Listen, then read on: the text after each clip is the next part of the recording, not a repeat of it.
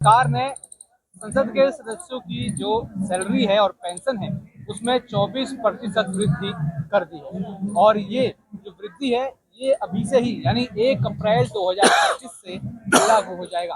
कुछ आंकड़े मैं आपको यहाँ पे अभी बताने वाला हूँ जो बढ़ोतरी यहाँ पर की गई है और ये बढ़ोतरी क्या ध्यान रखकर की गई है। बढ़ोतरी का यह फैसला कॉस्ट ऑफ लिविंग और इन्फ्लेशन रेट को ध्यान में रखकर की गई है। लेकिन हमारे देश में कुछ लाखों लोग ऐसे हैं जो इसके नीचे जी रहे हैं, यानी जिनको मात्र 500,000 रुपए देकर ही छोड़ दिया जा रहा है। यानी उनके लिए ये सब चीजें शायद लागू नहीं होती, लेकिन जो सांसद जो पहले से लाखों की सैलरी ले रहे थे उनके ऊपर ये ज्यादा इफेक्ट कर रही है। ये आंकड़े कुछ ऐसे हैं कि जो सांसदों का मासिक वेतन अब 1 लाख हुआ करता था, अब वो बढ़कर 1,24,000 हो गया है। जबकि उनका दैनिक भत्ता 2000 से 25% बढ़कर 2,500 हो गया है। पूर्व सांसदों की पेंशन 24% बढ़ाकर 25,000 से 31,000 रुपए प्रति माह कर दी गई है। लेकिन जरा 2 मिनट रुकिए और सोचिए उन बुजुर्ग पेंशनर्स के लिए जो अपना पूरा महीना मात्र 1,500 750 रुपए में गुजार रहे हैं। क्या उनके लिए कॉस्ट ऑफ लिविंग नहीं लगती है? क्या उनको जरूरत की चीजें खरीदने के लिए क्या पैसे नहीं लगते? क्या उनके लिए कोई महंगाई भत्ता या फिर कोई और भत्ता लागू नहीं होता? तो मात्र अपनी पूरी जिंदगी जब उन्होंने आपके कई डिपार्टमेंट्स में अपनी सेवाएं दी और यहाँ पर पैसा इकट्ठा करके ईपीएफओ में डाला, यानी सीधे सीधे सरकार को दिया, लेकिन जब सरकार की देने की बारी आई, जब खुद के सांसदों की बात आई, नेताओं की बात आई, तो आपस में इतना सारा पैसा बांट दिया। लेकिन जब बात ईपीएफओ की थी, उन बुजुर्गों की थी, तो मात्र 1,500 750 ये राशि दे दी। मनोज जी, आज हम आपके पास आए हैं, ये मुद्दा ऐसे एकदम बाहर निकल के आया है कि कॉस्ट ऑफ लिविंग, ये कॉस्ट ऑफ लिविंग क्या मात्र लाखों रुपए सैलरी पाने वाले सांसदों को ही पड़ती है क्या? कॉस्ट ऑफ लिविंग से पहले है कॉस्ट ऑफ सेंस, कि आप कितने सेंसिबल हैं। एक व्यक्ति 10 साल से रोटी मांग रहा है, समझ रहे, 10 साल से रोटी मांग रहा है, उसकी कहीं कोई बात नहीं है। और किसी सांसद ने उठ के कहा था कि उसकी तनख्वाह बढ़ाओ। किसी सांसद ने कहा था, मुझे इस सभा समझ में नहीं आता, क्या किसी सांसद ने कोई धरना किया था? क्या किसी सांसद ने कोई प्रदर्शन किया था? क्या किसी सांसद ने कोई ज्ञापन दिया था? क्या कोई सांसद किसी मंत्री से मिलने गया था? क्या कोई सांसद किसी प्रधानमंत्री से मिलने गया था? और क्या कोई सांसद किसी राष्ट्रपति से मिलने गया था कि हमारी तनख्वाह बढ़ाओ? रातों रात तनख्वाह बढ़ जाती है, यानी कि आम सहमति। कितना अच्छा हो देश में सारे मुद्दों पे आम सहमति हो जाए। जैसे तनख्वाह बढ़ाने के लिए आम सहमति हो गई, अच्छी बात है, कितनी आसानी से आपने तनख्वाह बढ़ाई। ऐसे ही अन्य लोगों की तनख्वाह बढ़ा दीजिए, सरकारी कर्मचारियों की तनख्वाह बढ़ा दीजिए, सरकारी पेंशनर की तनख्वाह बढ़ा दीजिए। और सबसे बड़ी बात, इन सबको तो आप बढ़ा ही रहे हैं, इन सब के लिए तो कानून है।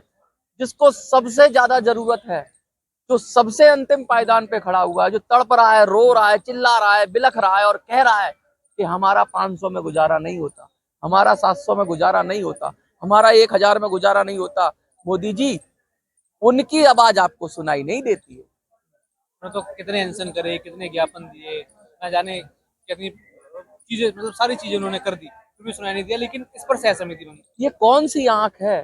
ये जो कौन सी आंख है जो खुद को ही देखती है और जो सच में पीड़ित है उसको नहीं देखती? कहते हैं अंधा बाटे रेवड़ी, अंधा बाटे रेवड़ी अपने अपने को दे। तो इन सब ने, अब बताओ, कांग्रेस, बीजेपी, अपा, सपा, बसपा, सब मिल गए, सब ने मिलकर बढ़ा ली। किसी ने कोई इसका विरोध किया? नहीं किया, क्योंकि जब अपने मतलब की बात होती है तो सब मिलके बना लेते हैं, सब मिलके बढ़ा लेते हैं। तनख्वाह बढ़ा ले, पेंशन बढ़ा ले, भत्ते बढ़ा ले, और तो और संसद की सीटें बढ़ा ले, जो चाहे कर ले, क्योंकि ना खाता ना वही, ये जो सांसद बोले वही सही, क्योंकि यही तो सरकार बनाते हैं, यही तो कानून बनाते हैं। तो बुजुर्गों के लिए कानून क्यों नहीं बनाते? असल में क्या है, ये सांसद नहीं है, ये सांसद पार्टी के जड़ खरीद गुलाम हैं, ये पार्टियों के गुलाम हैं, और पार्टियां जो आदेश करें वो ये करते हैं। असल में हम अपने सांसद, जो जनता के सांसद है ना, वो चुन के ही नहीं जा रहे हैं देश के अंदर। बीजेपी का सांसद चुन के जा रहा है, कांग्रेस का सांसद चुन के जा रहा है, सपा का सांसद चुन के जा रहा है, आप का सांसद चुन के जा रहा है, तृणमूल का सांसद चुन के जा रहा है, आरजेडी का सांसद चुन के जा रहा है, बसपा का सांसद चुन के जा रहा है, और पता नहीं किस किस पार्टी का सांसद चुन के जा रहा है। लेकिन उस लोकसभा का सांसद, उस जनता का सांसद चुन के नहीं जा रहा, उस मुद्दे का सांसद चुन के नहीं जा रहा। जो मुद्दे सबसे ज्यादा देश के लिए जरूरी है उसका सांसद चुन कर ही जा रहा है। मैं लगातार बार बार ये कह रहा हूं कि सांसदों को चुनना है, तो अब ये जो पॉलिटिकल पार्टियां ये तो आपका कल्याण नहीं करेंगी, ये कांग्रेस आपका कल्याण नहीं करेगी, ये बीजेपी आपका कल्याण नहीं करेगी, सब अपना कल्याण कर लेंगे, आपका कल्याण आप खुद करोगे। इसलिए मैं कहता हूँ राजनीतिक विकल्प चाहिए ही चाहिए। राजनीतिक विकल्प का मतलब ये है कि जब तक आप अपना मुस्तकबिल, अपना भविष्य दूसरों के हाथ में देकर चाहेंगे कि वो आपको पेंशन बढ़ा दे, वो कभी नहीं बढ़ाएंगे। वो चाहे नेता हो, चाहे वो सांसद हो, चाहे विधायक हो, वो अपना पेट भरेंगे। एक गांव में एक कहावत होती है, मेरा पेट हाउ, मेरा पेट हाउ मैं ना दीहू काहू। मतलब मेरा पेट इतना बड़ा है कि मैं किसी को नहीं दूंगा, मेरा पेट हाउ मैं ना दीहू काहू, मैं किसी को नहीं दूंगा, मैं खुद ही खा जाऊंगा। ये जो मनोदशा है देश के सांसदों की, देश की सरकारों की, ये अपना पेट भर लो, अपना पेट भर लो और इतना खा लो कि उल्टी हो जाए तो फिर उल्टी की दवाई खा लो, फिर पेट भर लो। लेकिन वो जो परेशान है, जिसके पेट में अन्न का एक दाना नहीं जा रहा, जिसके तन पर कपड़े फटे हुए हैं, जो अपने बच्चों को अपना मोबाइल रिचार्ज नहीं करा सकता, अपने बच्चों को, नाती पोतों को 10 रुपए का बिस्किट खरीद के नहीं दे सकता, उसको नहीं देंगे, सब खुद खा जाएंगे। और उसको देने का मतलब कोई खैरात नहीं है, उसका जो हक है उसी का तो पैसा है, उसने जमा किया, उसका पैसा है, उसका पैसा उसको नहीं देंगे, सब कुछ करेंगे। और एक और आप जो बहुत सारी बात हुई, काफी हृदय में पीड़ा है और दुख भी है कि भाई मतलब यहाँ सीधे 24% हाँ, लेकिन वहाँ कुछ परसेंट भी नहीं। चलो 5%, 10%, 15% या एक हो अरे इतनी। 1 लाख की 1.25 लाख हो गई। हाँ, कहते हैं, एक मैं एक बात कहूंगा, एक रावण था, रावण तो एक कहावत थी उसके पास, 1 लाख पूत 1.25 लाख नाती, नाती यानी बच्चों के बच्चे, 1 लाख पूत 1.25 लाख नाती, 12 रावण के दिया ना बाती। कहने का मतलब है कि 1 लाख पुत्र थे रावण के और 1.25 लाख उसके नाती पोते थे, लेकिन उसकी भी दिया बाती बुझ गई। तो आज ये 1 लाख बढ़ा रहे हैं तनख्वाह, चाहे 1.25 लाख बढ़ा रहे हैं, इनकी ये जो जो है ना, ये इनकी काला, ये जो काली सोच है, इसको कोई पानी देने वाला भी पैदा नहीं होगा। इनका बुरा हश्र होने वाला है इन नेताओं का। जो नेता अपने लिए 1 लाख से 1.25 लाख कर देते हैं, वो कुछ परसेंट, या मैं कहूं लोगों को 1000 से 2000, 5000, 7000, 8000, 10,000 रुपया नहीं बढ़ा सकते। अपना 1.25 लाख कर रहे हो और अपनी पुरानी अपनी पेंशन भी बढ़ा रहे हैं। मजे की बात देखिए, पेंशन भी हाँ, बढ़ा वही रहे वही हैं। मैं कह रहा हूँ, पेंशन भी 24% बढ़ा दी। और पेंशन भी कौन सी, पेंशन ये वाली नहीं लेते हैं, यूपीएस वाली पेंशन नहीं लेते हैं। अभी जैसे ओल्ड पेंशन हाँ, स्कीम है, वो है इनके पास ना, इनके पास यूपीएस है, ना इनके पास एनपीएस है, ना इनके पास ईपीएस है। इनको भी ईपीएस वाली पेंशन दे दो, नेताओं को ईपीएस 95 वाली पेंशन दे मतलब दो। इनके पास तो मौज मस्ती वाली पेंशन है। इनके पास मौज मस्ती वाली पेंशन है, इनकी पेंशनें बढ़ जाती हैं। काश हे ईश्वर इनको भी ईपीएस 95 की पेंशन दे देता, तो आज इनको भी पता लग जाता कि हो क्या रहा है। एक चीज और मैं सूचना देना चाहूंगा आपके और अन्य चैनलों के माध्यम से, हमारी बहुत पुरानी वीडियोस भी हैं जिनमें हम डेट के, जैसे पिछली साल की कोई वीडियो है तो डेट के हम बताते हैं कि इस डेट को ये प्रदर्शन होने वाला है, उस डेट को ऐसी सूचना देते हैं। यूट्यूब क्या करता है, कभी कभी पुरानी वीडियो को ट्रेंडिंग कर देता है। तो मेरी कुछ पुरानी वीडियो ट्रेंडिंग हो रही है जिसमें ये लग रहा है कि 3 दिन बाकी, 2 दिन बाकी, इस तरह की वीडियो ट्रेंडिंग हो रही है। तो लोग कह रहे हैं कि मनोज भाई ये तो खबर पुरानी है। तो मैं उनसे कहना चाहूंगा, यूट्यूब में पुरानी वीडियो भी चलती है। लोग इतना इतना फ्रस्ट्रेटेड है, इतने परेशान है और इतना हमारी तरफ आशा भरी निगाहों से देख रहे हैं कि हमारी पुरानी वीडियो भी देखने लग गए हैं। वो क्या पता उसमें कुछ निकल आए। तो मैं उनसे कहना चाहता हूँ, जब आप वीडियो देखें तो उसकी डेट देख लें। 1 साल पुरानी वीडियो हो तो वो उसमें जो भी सूचना होगी वो पिछली जून की, पिछली जुलाई की, पिछली अप्रैल की होगी। तो उससे भ्रमित नहीं होना है कुछ भी। कहीं हमने प्रोटेस्ट 30 जून को प्रोटेस्ट किया था, तो ऐसी भी सूचना है कि 30 जून को जंतर मंतर चलें। तो वो सब आप देख लें एक बार वीडियो देखने के साथ साथ उसकी डेट भी देखें। डेट आती है कि 1 साल पुरानी, 2 महीने पुरानी, 4 महीने पुरानी, या करंट की वीडियो, ये सब आता है यूट्यूब पर। तो सो करंट वीडियो पर की ही इंफॉर्मेशन को आप इंफॉर्मेशन माने। बाकी पुरानी वीडियो अगर ट्रेंडिंग में आ रही है, वो भी इसलिए आ रही है कि लोग परेशान हैं, लोग उम्मीद भरी नजरों से देख रहे हैं, लोग आशा भरी नजरों से हमारी तरफ देख रहे हैं और लोग कह रहे हैं कि भाई कुछ ना कुछ अब सूचना मिलनी चाहिए। मैं बराबर कहता रहा हूँ कि राजनीतिक विकल्प की जरूरत है। ये देख लीजिए, सब मिल गए। लोग कहते हैं बीजेपी को हराओ, बहुत सारे आते हैं यहाँ पे, बीजेपी को हराओ, मोदी को हराओ, मोदी को हराओ। किसी कांग्रेसी ने मना तो नहीं किया पेंशन बढ़ाने के लिए अपने लोगों की? किसी कांग्रेसी ने प्रोटेस्ट किया? तो कांग्रेस बीजेपी एक ही थाली के सब एक दूसरे में बांटती है, एक दूसरे में बांटे, अंधा बांटे रेवड़ी अपने अपने को। तो इनका बीजेपी वालों के अपने कौन है? कांग्रेस वाले। कांग्रेस वालों के अपने कौन है? बीजेपी वाले। ये बुजुर्ग लोग कांग्रेस के अपने नहीं है ना बीजेपी के अपने हैं। ये लोग बेचारे परेशान हैं और इनको भी अपने ढूंढने पड़ेंगे, इनको अपनी लीडरशिप निकालनी पड़ेगी। कुछ लोग कहते हैं, बहुत सारे लोग कहते हैं, मैं उनको भी कुछ कहना चाहूंगा, कहते हैं मनोज अकेला है, जंतर मंतर पे खड़ा होके भाषण देता है। मैं अकेला ही चला था मंजिले गालिब, लोग आते गए और कारवां बनता गया। अब मैं अकेला नहीं हूँ। जो लोगों को ये भ्रम है कि मैं अकेला हूं और मैं कुछ नहीं कर सकता, मेरे पास मेरे पेंशनरों का आशीर्वाद है और उनकी शक्ति है और मेरी एक आवाज निकालने की भरती देर है। हर तरीके से वो लोग तैयार है। मैंने एक ऐप डालने के लिए क्या सैकड़ों की संख्या में लोग ऐप पर आ गए। आपने देखा है, ऐप दिया और उसमें आ गए, उसके जरिए लोगों ने सुझाव दिए।